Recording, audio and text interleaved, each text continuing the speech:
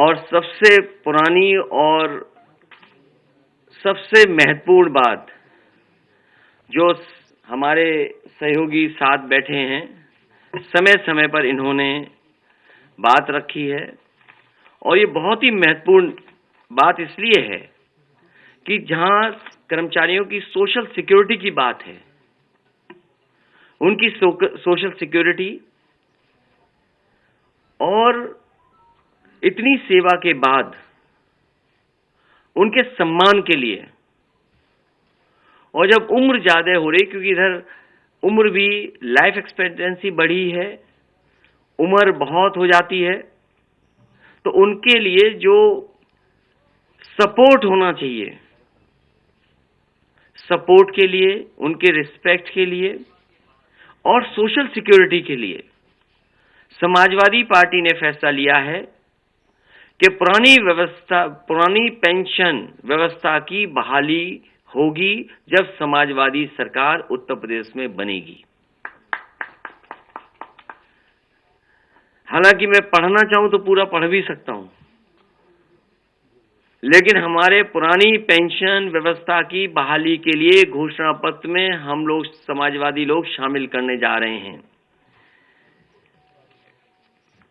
उत्तर प्रदेश के सरकारी सेवा में नियुक्त शिक्षक, कर्मचारी एवं अधिकारियों को सेवानिवृत्त होने पर जीवन यापन के लिए मासिक पेंशन दी जाती थी। इससे सेवा निवृत्त कर्मचारियों को आर्थिक सुरक्षा प्रदान होती थी। केंद्र में भारतीय जनता पार्टी की सरकार द्वारा वर्ष 2004 में नियमावली बनाई, जिसके आधार पर अप्रैल 2005 के बाद नियुक्त शिक्षक और कर्मचारी की मासिक पेंशन की योजना समाप्त की गई और नई पेंशन योजना लागू की गई, जिससे सेवानिवृत्त कर्मचारी एवं शिक्षक को सेवानिवृत्त होने पर एकमुश्त धनराशि प्रदान की जा रही है।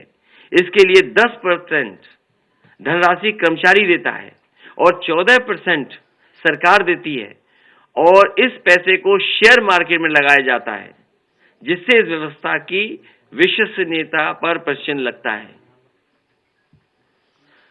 मुझसे लगातार तमाम कर्मचारी और शिक्षक संगठन मिले और जिसमें हमारी बाईं तरफ बैठे हुए हैं, लगातार लड़ते रहे, बैठे, न जाने कितनी बार हमारी बैठकें हुई।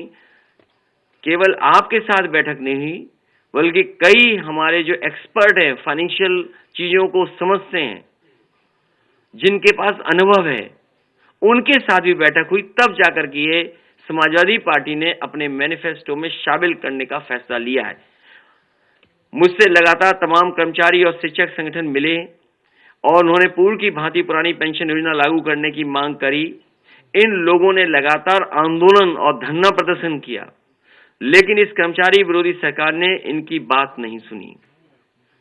कमेटी भी बनाई, आश्वासन भी दिया, लेकिन इनकी बात इस सरकार भारतीय जनता पार्टी ने नहीं सुनी।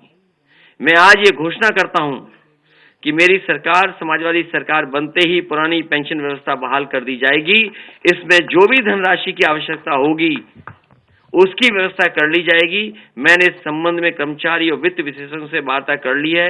एक कॉर्पस बना करके इस धनराशि की व्यवस्था करने के लिए हम सक्षम हैं।